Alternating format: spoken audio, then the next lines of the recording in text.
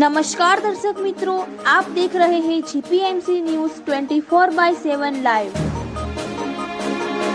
કપડવંજનું ગૌરવ તબલાવાદક ધોરણ 4માં અભ્યાસ કરતો વિવાન દેસાઈ।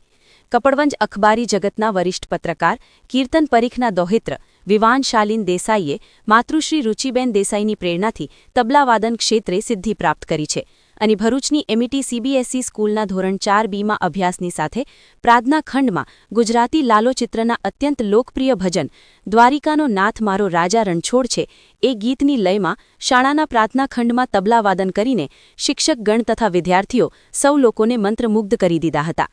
તેની આ સિદ્ધિમાં તેના કલાગુરુ યોગેશ ટેલર સર, વર્ગ શિક્ષિકા અવિપ્સા લિમિટેડ બિશ્વાસ, શાળાના સંગીત શિક્ષિકા ધનશ્રી જગતાપ વગેરેનો પ્રશંસનીય સહયોગ પ્રાપ્ત થયો હતો।